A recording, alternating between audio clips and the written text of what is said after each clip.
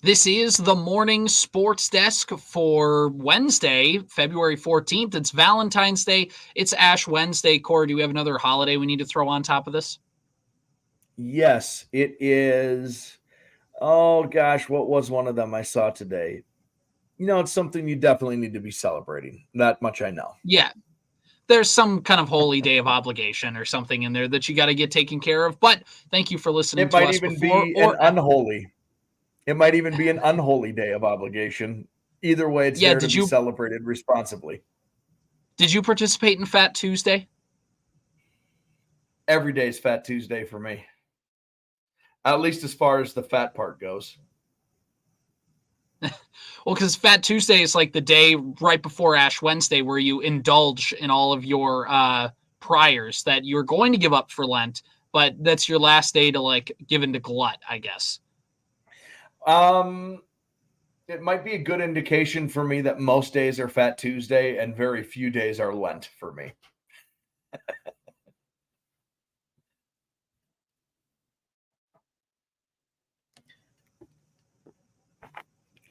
And so with the sports desk, we are going to talk a little bit today about an event you were at last night over in Perham. Talk a little bit about that.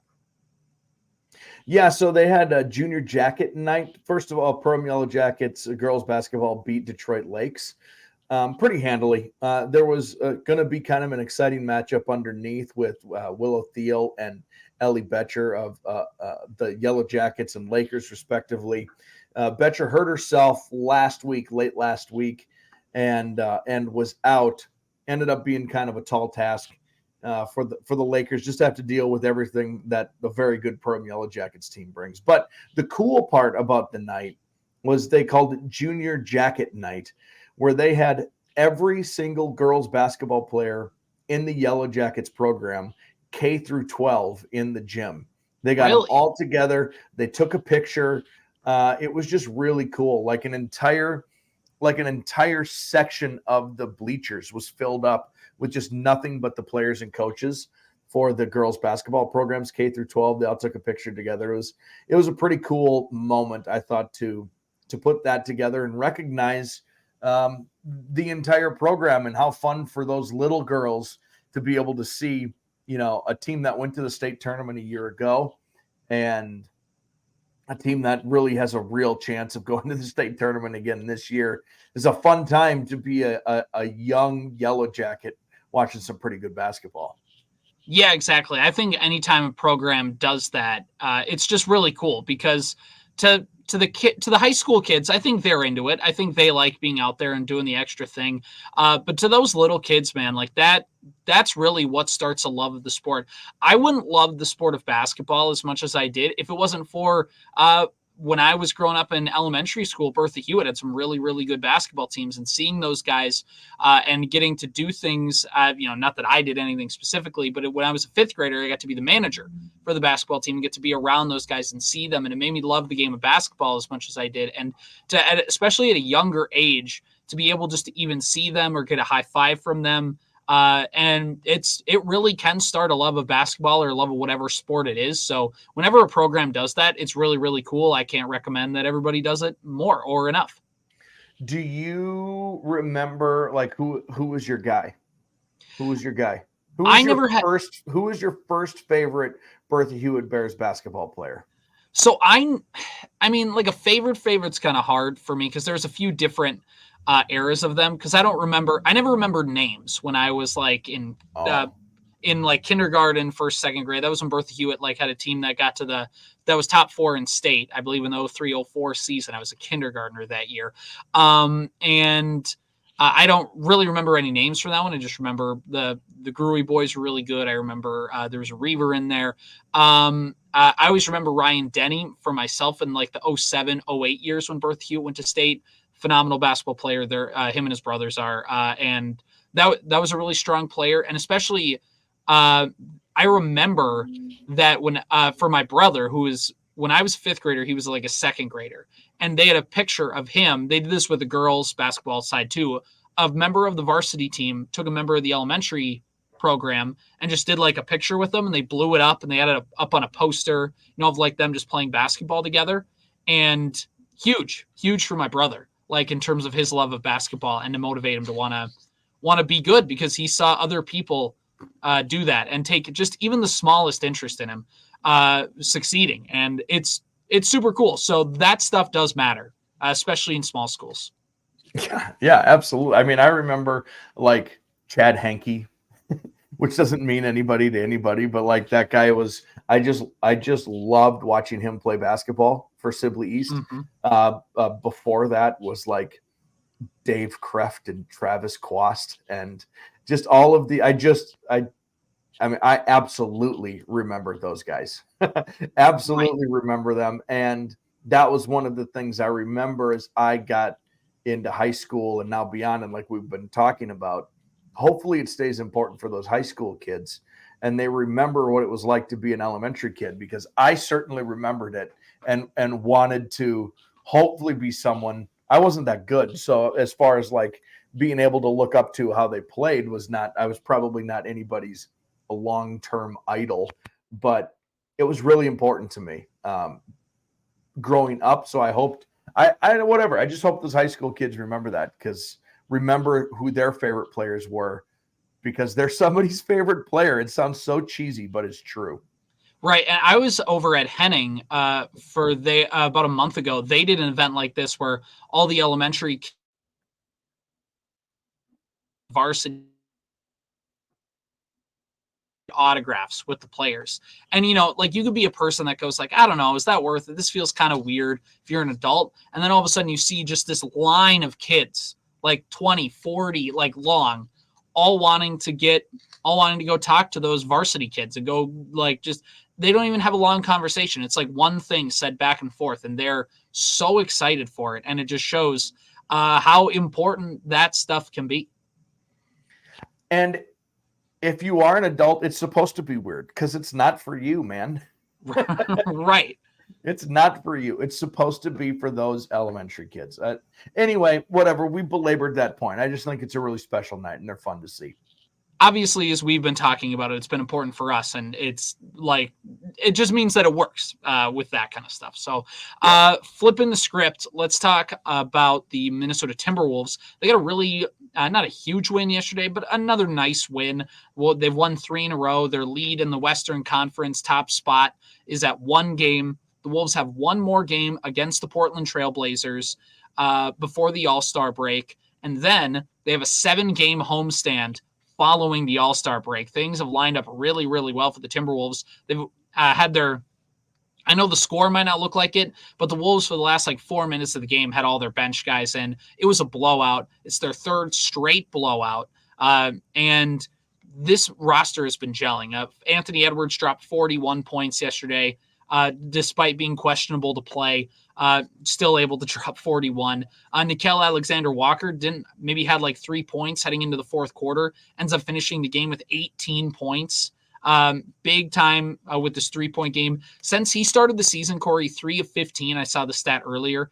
3 of 15 to start the season. Since then, he's averaged 4 threes shot per game and is shooting at a 40% clip, or his 4 made threes a game or something like that. A 40% clip is where he's shooting at right now. He's been just a key piece for this team off the bench in that second unit for scoring. He plays great defense. He's the prototypical 3-and-D player that you want. And it's funny, the Wolves got Mike Connelly, the Wolves got Nickeil Alexander-Walker, the Wolves got some second-round picks that they used to get Morris, who's been coming off the bench, and they got at the trade deadline to help be another 3-and-D guy. They got that all in the trade to get D'Angelo Russell out of Minnesota. I can't tell you how much, and I know this isn't a 1-for-1. It's not a single factor analysis. I'm not trying to throw all the blame on D'Angelo Russell, but let me tell you this. This has been a completely different franchise the moment that the team traded for Mike Conley, Nickeil Alexander-Walker, and D'Angelo left the team.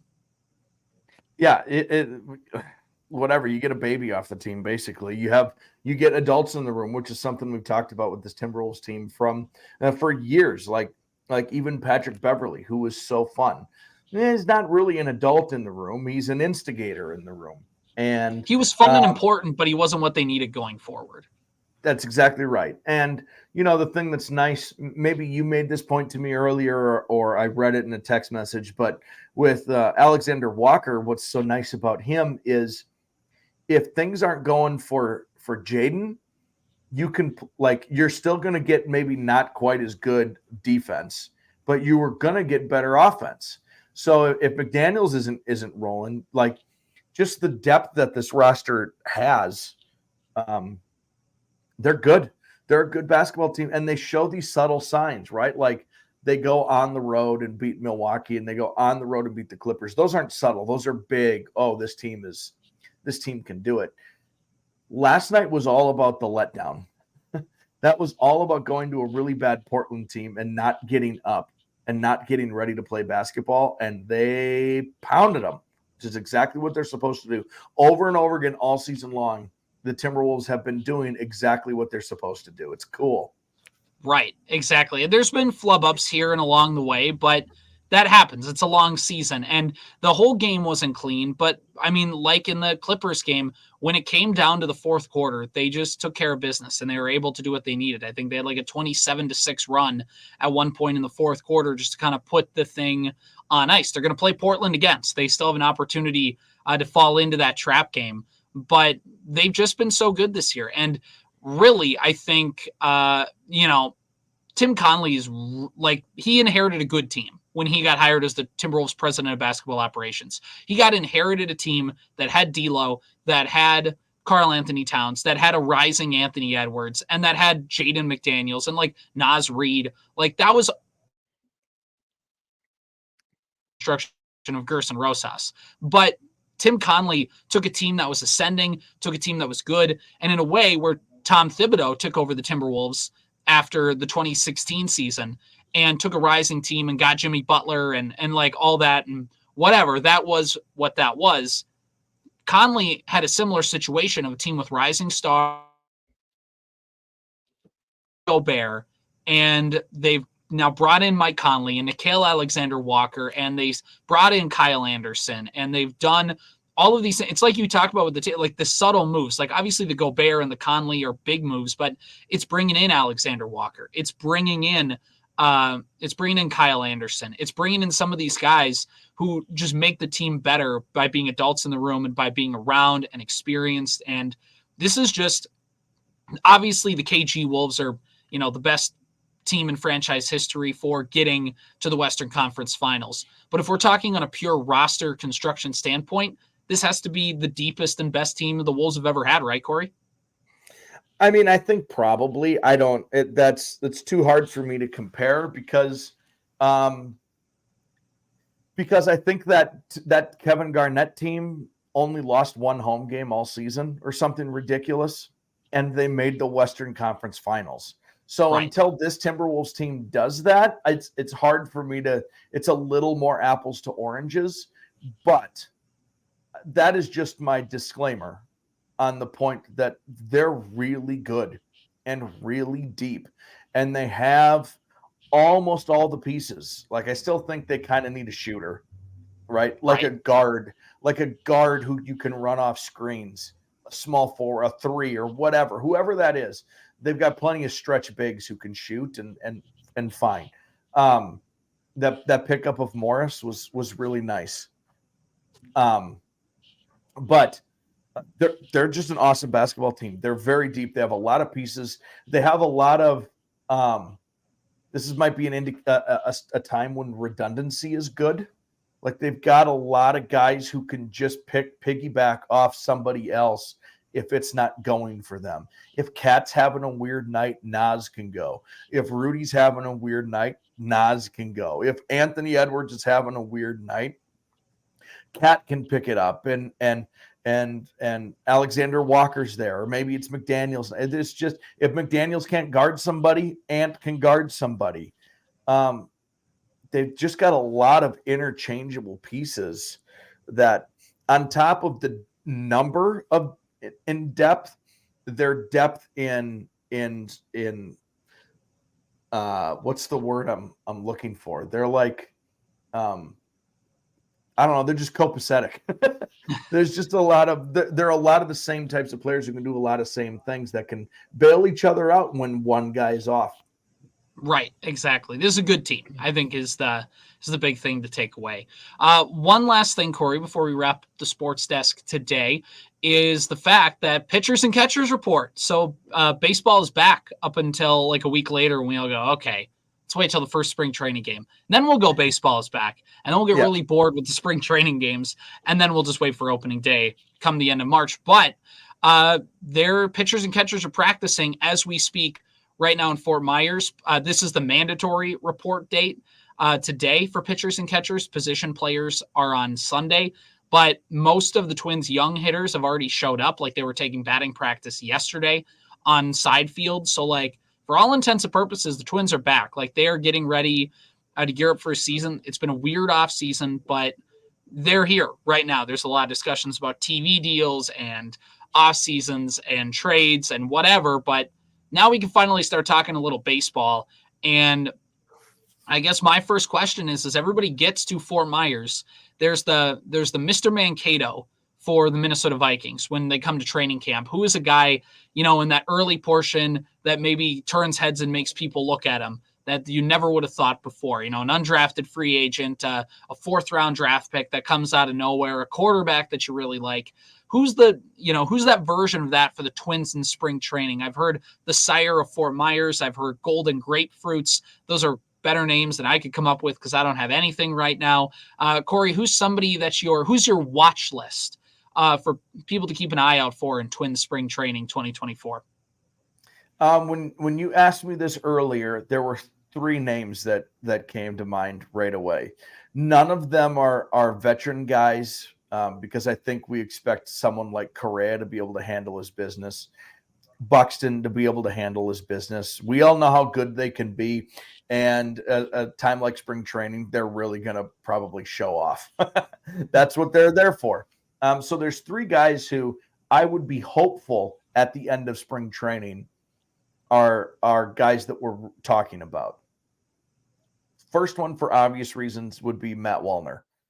I would love to see him just be like, oh my gosh, he's tearing the cover off the ball in ways, the old school baseball stuff. It sounds different when he hits it. All that baloney that comes along with it. I would love to see that. I would love to see Ed Julian, Ed Julian would be a nice one also. But Brooks Lee. I would love to see him have a huge spring. I think that will just be important. It'd be fun to come out of spring training with like, this guy absolutely is a middle infielder of the future for this team. And then the third one, we just kind of hope for good things for him, is Jose Miranda. Can he have a bounce back year? Same things you would say about Wallner, you would say about Miranda. He's tearing the cover off the ball. He's in shape. And you hope that it is authentic and not in the way that people talked about Miguel Sano. Oh boy, you should see Miguel Sano. He's in the best shape of his entire career. I don't need pandering. I need like authentic excitement. It'd be fun if there was some built up around him also. So my picks, those are good picks. My picks, I think, obviously, Brooks Lee is the top prospect. He's going to get all the hype. Walker Jenkins will probably get some hype. I don't know what his he's not a non-roster invitee, but he'll be around. So I'm sure there'll be some video of him somewhere doing something. I think for a starting pitcher, somebody who's kind of going to, for a lot of prospect junkies, they'll know who this guy is. For the casual Twins fan, David Festa is probably their top starting pitching prospect that's closest to reaching the majors. Projects as like a number 2, number 3 starter. But if you're keeping an eye on like a homegrown pitcher, David Festa is one of those guys. So he'll be making some starts, and there's a potential that he makes his MLB debut at some point this season. So he'll be getting a nice little look. It'll be interesting to see what he can do. If you're looking at some other guys, when you look at, I'm blanking on his name, Michael Hellman, not the mayonnaise, but he's a Twins outfield prospect, and he could get some play a little bit as well. And Austin Martin, I think, is the biggest one because he, of course, was the headliner in the Jose Barrios trade. His prospect trajectory fumbled a little bit. He was a Vandy boy, a top 5 overall pick, had to deal with some injuries, but, still can be a productive player. He's kind of positionless right now. He can play the middle infield spots and center field. And he could be a guy that's potentially that Byron Buxton understudy if things go haywire at some point during the season. So this would be a good chance. And the thing about Austin Martin is his style of baseball is a little bit more slasher. It's a little bit more kind of down the line and singles guy. So we'll see, if he's a guy that maybe kind of gloms onto some section of the Twins fan base throughout spring training. Twins fans love that kind of baseball player. I look forward to rooting for him. Look forward to rooting for the next Nick Punto. Well, yeah, hopefully a little better offensively than that. Hopefully a little better offensively, yeah. Anyway, so as the Twins come to spring training, that's the big thing. Everybody, I think, is healthy so far. We'll see how that lasts. But overall, the Twins are projected. It's not a good division, but the Twins are projected to win the American League Central. So here we go. Let's go. I can't wait. Go Twins, go. I can't wait to not watch them. This has been the Morning Sports Desk for Wednesday, February 14th.